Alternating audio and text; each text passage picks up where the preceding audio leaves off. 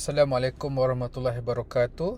So dalam kuliah pada hari ini kita akan belajar berkenaan panduan ataupun tips lah bagaimana untuk kita menghasilkan sebuah penulisan yang kohesif, sebuah penulisan yang ada kesinambungan. Maksudnya bermakna flow daripada satu point yang kita utarakan apabila kita nak beralih daripada point A ke point B sebagai contohnya, kita sebagai pembaca ataupun orang lain sebagai pembaca membaca penulisan kita tu, orang lain tu boleh ikut kita punya flow perbincangan kita tu, flow kupasan ataupun diskusi yang kita utarakan ataupun kita sebut ataupun kita bincang dalam penulisan kita tu kan. So ini basically just guideline lah untuk bagaimana untuk mempertingkatkan lagi kualiti penulisan anda masing-masing, terutama dalam menghasilkan tugasan yang saya berilah dalam kursus baca ta'arah ini. So sebagai satu moment, kita harus ambil satu masa sejenak untuk kita reflect kita reflect sekejap.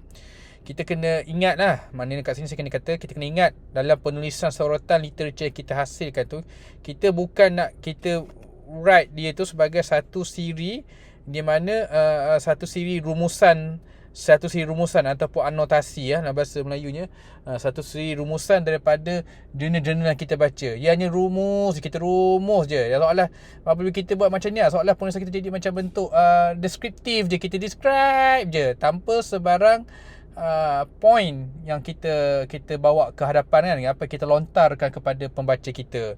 Itu adalah hanya penulisan yang berbentuk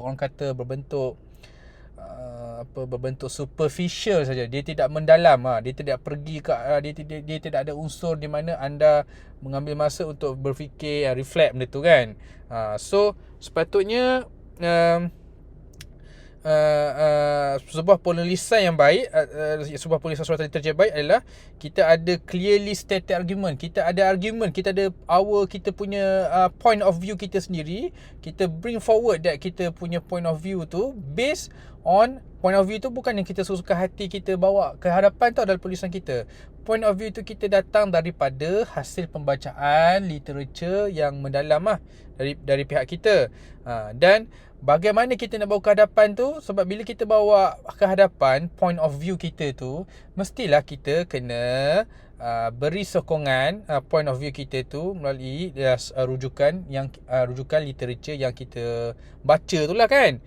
So macam mana kita nak bawa tu ke hadapan adalah bagaimana kita nak link semua literature yang kita baca tu, kita garap dia, kita uli dia, dan kita susun atur dia kat tempat yang strategik supaya bila orang baca tu flow dia cantik je. Kita make sense kenapa kita rujuk Ali dulu daripada kita rujuk Abu Bakar, instead of kita rujuk Abu Bakar dan Ali dulu. So ada sebab dia, ada sebab macam mana kita susun rujukan tu sedemikian. Maybe sebab kerana point dia ataupun tempat kita nak buat pembacaan, tempat kita nak menulis tu sesuai disusun sedemikian.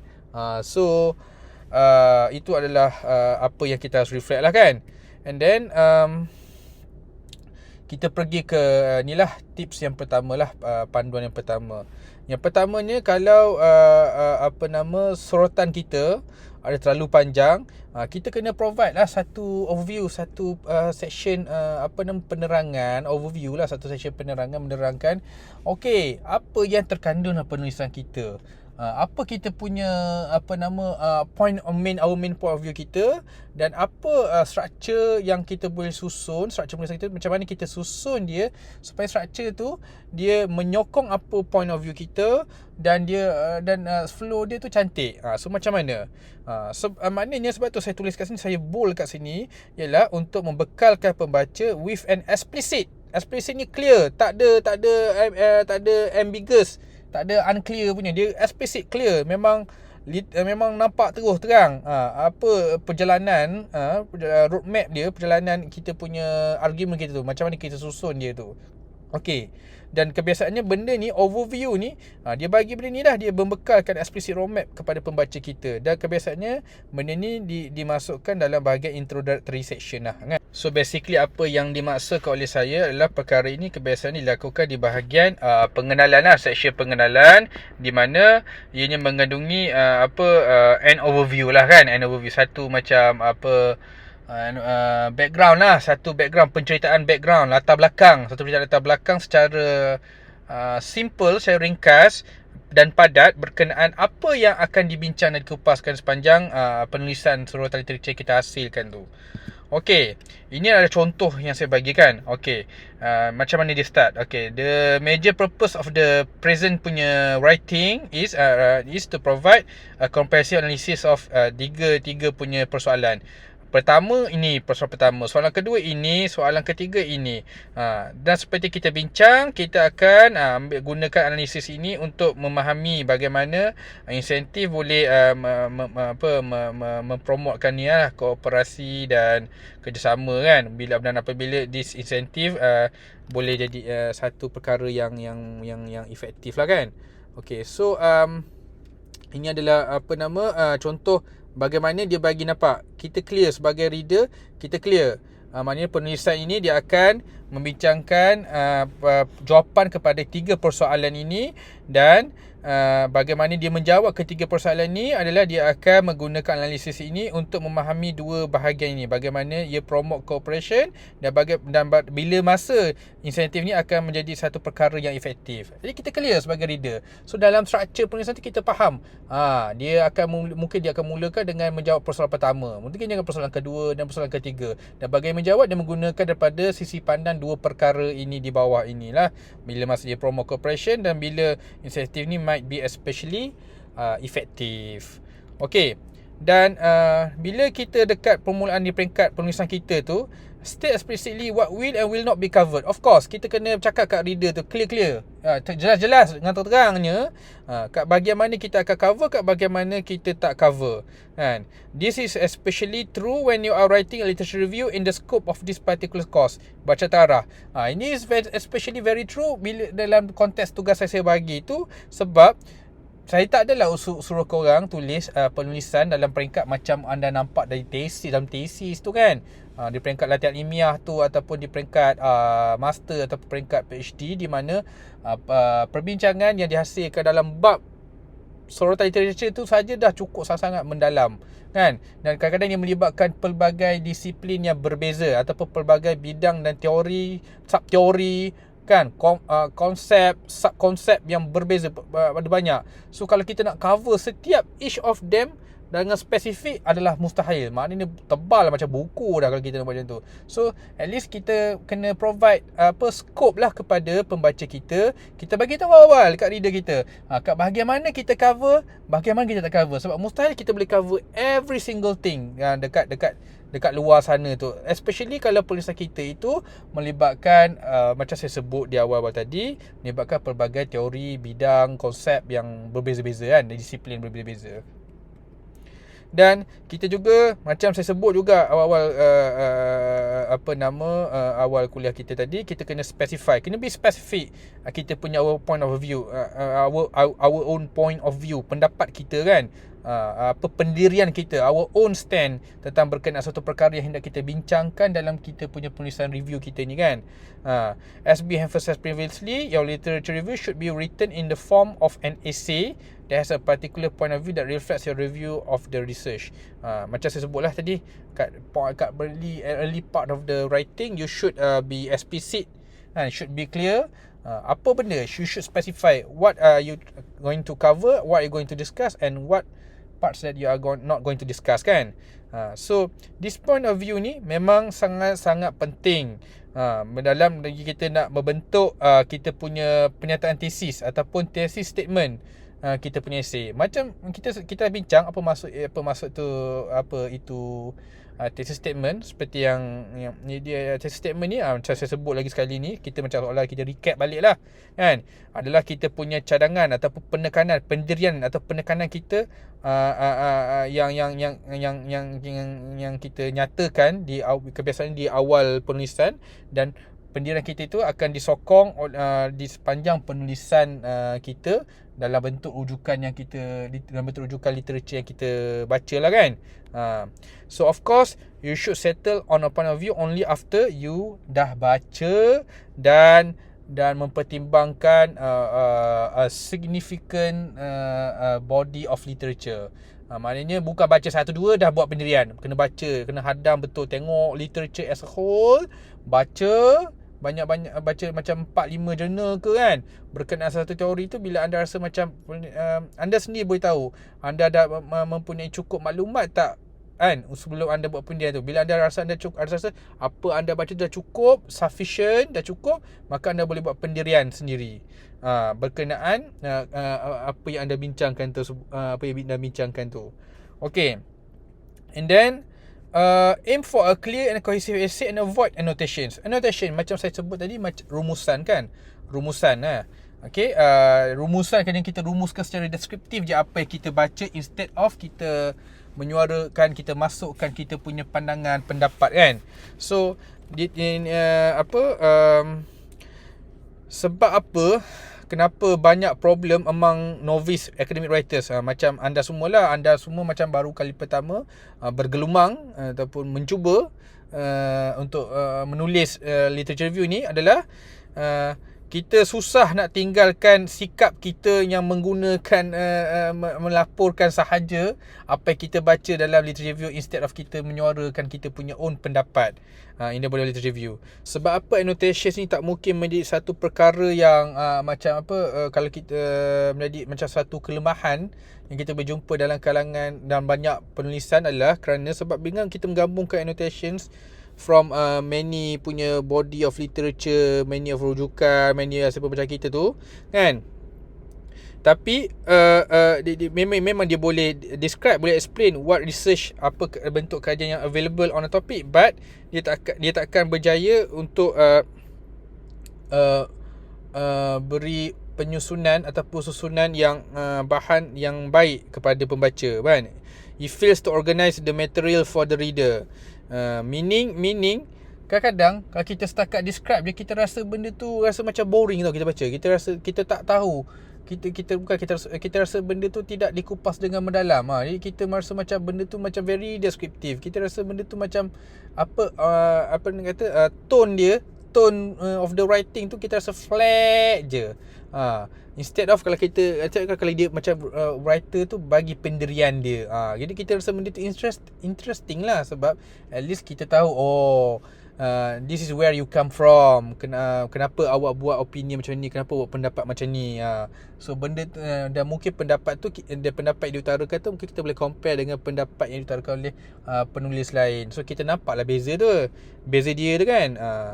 So and then an effect, maknanya rather than you stringing together several annotation in the body literature and benda tu gagal untuk organize material for the reader, actually kita patutnya kita kena susun literature tu dengan untuk make a point tu. Itulah our point of view tu yang sepatutnya kita utarakan pada di peringkat awal penulisan kita tu. Itu menunjukkan penulisan itu adalah satu bentuk penulisan yang efektif, kerana kita tahu dia efektif kerana dia telah pun membaca dan mempertimbangkan a significant body of literature, dan daripada hasil analisis ataupun sintesis yang telah dilakukan, yang daripada hasil pembacaan from a significant body of literature tu, baru dia buat point of view. So kita tahu dia ni dah hadam, dah rumus, dah analyse dah semua every angle of perspektif yang ada berkenaan topik yang kita tulis tu. Okay, so sebab itulah the writer needs to describe how the individual studies tu relate to one another kan. So what are their, maknanya bagaimana dia nak make a point ni kan. Dia cara nak make a point ni, the writer needs to describe how the individual study to relate to one another, and then ask him or herself this kind of questions kan. Apa dia punya kekuatan, apa dia punya kelemahan setiap paper yang tulis tu, di mana jurang and kenapa mereka tu wujud, dan kesemua buktian berkenaan jawapan kepada persoalan-persoalan ni kan.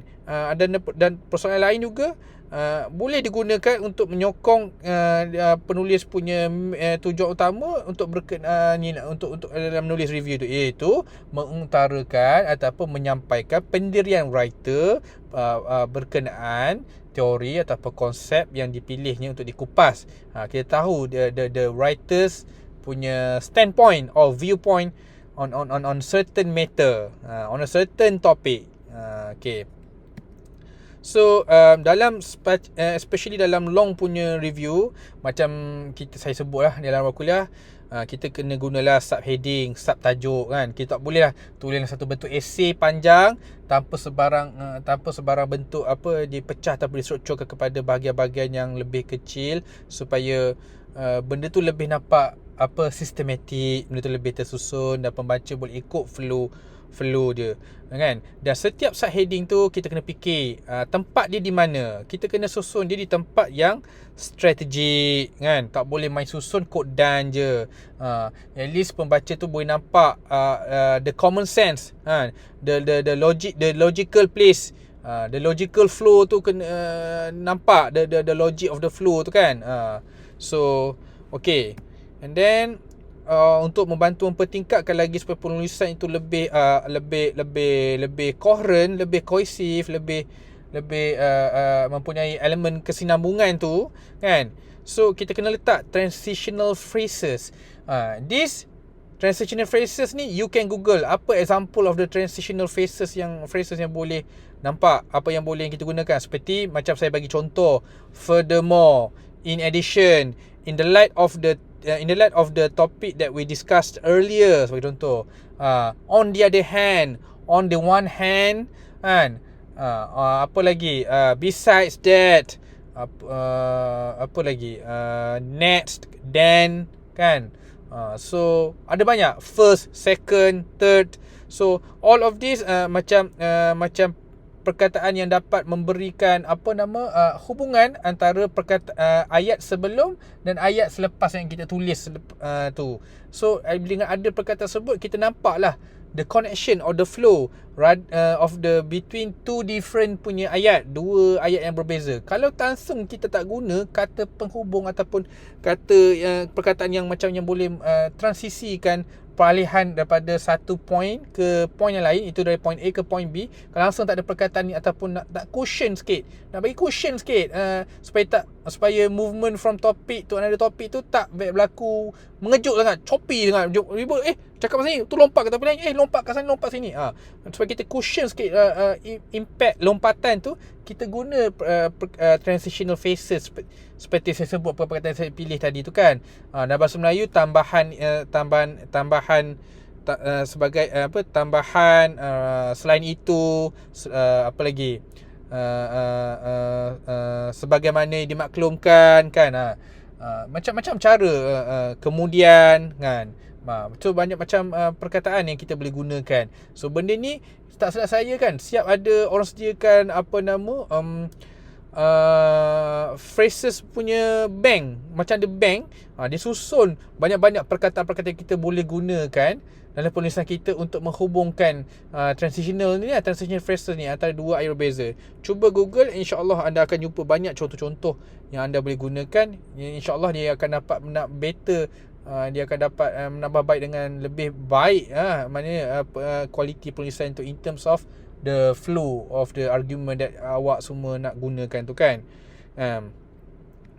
Okay, kalaulah kita punya topik tu merangkumi dua atau lebih punya bidang kita nak cover tu kan, kita consider lah, kita review studies from each discipline tu separately. Maknanya kalau bidang psikologi, kita review je bidang psikologi dulu, kita dapatkan pemahaman yang mendalam berkenaan bidang psikologi je. Lepas tu kalau bidang kanak-kanak, kita review bidang kanak-kanak dengan mendalam. Kanak-kanak secara macam tengok bidang kanak-kanak je, purely kanak-kanak je. Lepas tu baru kita nampak gambaran ataupun landscape penuh. Okey, macam ni rupanya penulisan yang wujud, yang ada, yang diterbitkan dalam area kanak-kanak. Dan macam ni rupanya landscape ataupun gambaran penuh penulisan yang wujud, yang ada, yang cover berkenaan psikologi tadi. So bagaimana dua bidang berbeza ini kita boleh linkkan supaya ia menjadi satu penulisan yang kohesif. So benda ni sangat membantulah kita untuk menghasilkan sebuah penulisan yang lebih baik, yang nampak benda ni critical. Kita actually consider them as two different disciplines, and then how we can combine various points from these two different disciplines of psychology and kanak-kanak, and then we gambling dia, we garap dia jadi satu penulisan yang baik, kan.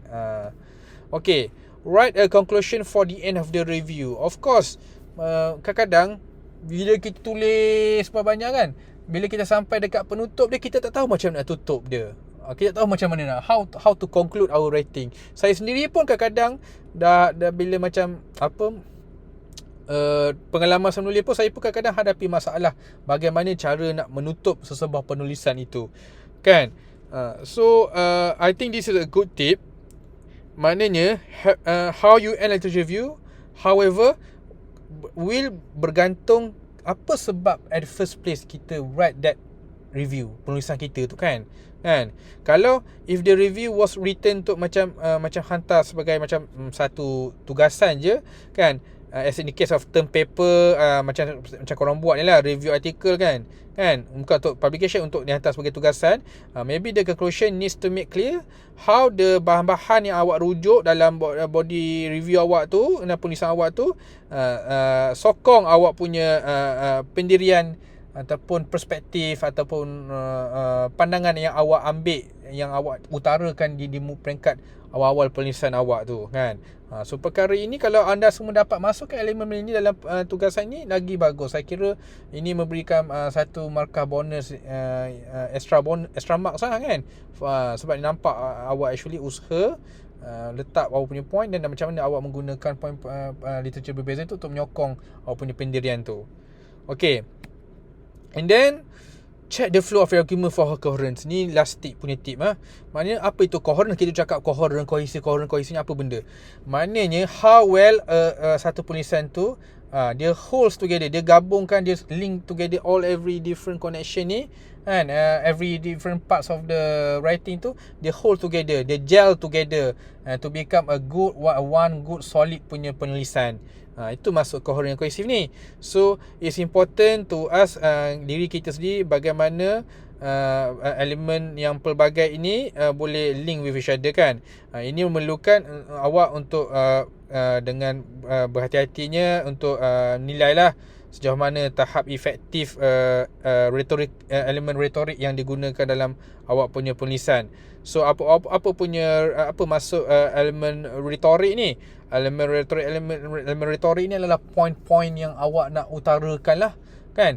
Setiap main point dalam awak punya penulisan, kan ada structure penulisan, kan. Awak akan ada subheading 1, subheading 2, subheading 3. So setiap subheading tu apa awak nak sampaikan, apa main point yang awak nak sampaikan bagi menyokong setiap komponen ataupun setiap subheading dalam penulisan awak. Itu maksudnya lah, kan. So bagaimana setiap different structure tu dia boleh link dengan komponen dan subheading lain, supaya orang tak nampak dalam 10 subheading sebagai contoh, kenapa 2-3 subheading nampak janggal lah, nampak tak masuk dengan the rest of the subheading, 6 baki 6-7 subheading yang lain. So itulah maksud saya. Okay, so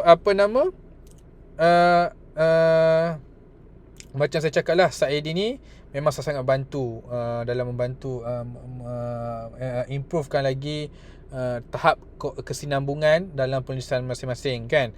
Dan transition expressions and other kind of rhetorical markers, dua-dua ni lebih kurang benda yang sama lah, kan. Macam saya cakap, in a related study, in the next example, a counter example, and the most recent study. Benda ni macam benda yang membantu, orang kata dia gel together two different parts of the writing, ayat sebelum dan ayat selepas, kan.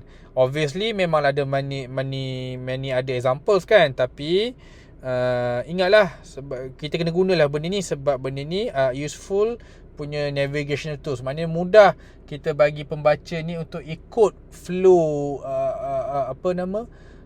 perbincangan, kupasan yang dihasilkan penulisan kita tu. Sebab kalau bayangkan anda menulis berkenaan satu topik yang kompleks, bukan satu tentang topik yang macam straightforward macam buku cerita Cinderella ke Snow White ke ataupun buku cerita drama cinta cintun, bukan.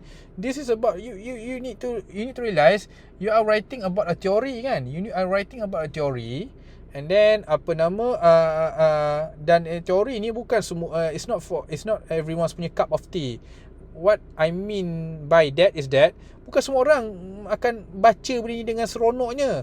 So bila awak nak make sure benda ni tak membuatkan penulisan ni, tak make sure penulisan ni tak membuatkan pembaca jadi sesat, hilang hala tuju bila kita kena baca ni, maka pentinglah untuk kita gunakan berbenda macam ni, transitional expression ni kan, untuk bantu memudahkan lagi pembaca untuk mengikuti flow of the discussion that produced in your own punya writing ni kan.